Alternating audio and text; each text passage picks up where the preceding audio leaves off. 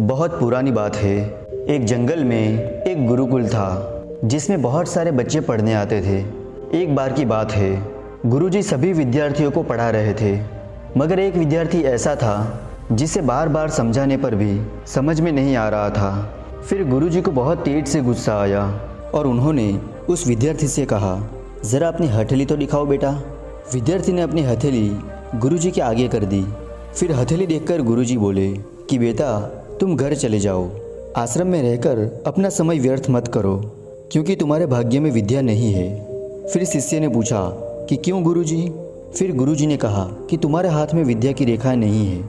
फिर गुरुजी ने दूसरे एक होशियार विद्यार्थी की हथेली उसे दिखाते हुए कहा कि ये देखो, ये है विद्या की रेखा और ये रेखाएं तुम्हारे हाथ में नहीं है, इसलिए तुम अपना समय नष्ट मत करो और घर चले जाओ और वहाँ अपना कोई और काम देखो।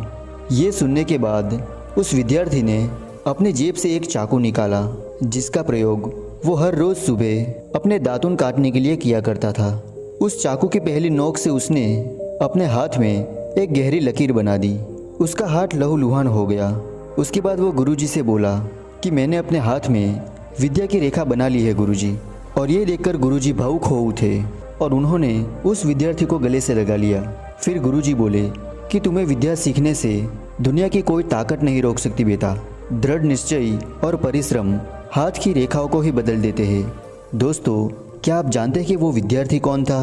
वो विद्यार्थी आगे चलकर महर्षि पणिनि के नाम से प्रसिद्ध हुआ, जिसने विश्व प्रसिद्ध व्याकरण अष्टाध्यायी की रचना की है। और इतनी सदियां बीत जाने के बाद भी, आज 27 अगस्त के बाद भी विश्व की किसी भी भाषा में ऐसा उत्कृष्ट और पूर्ण व्याकरण का ज्ञान अब तक नहीं बना। तो दोस्तों, इस कहानी की शिक्षा ये है कि लोग चाहे जो भी बोले, हम हर एक को गलत साबित करते हुए अपने लगन और परिश्रम के दम पर जो चाहे वो सब कुछ हासिल कर सकते हैं। तो दोस्तों, आपको भी ये कहानी अच्छी लगी हो तो वीडियो को लाइक और चैनल को सब्सक्राइब करना बिल्कुल नहीं भूलिएगा।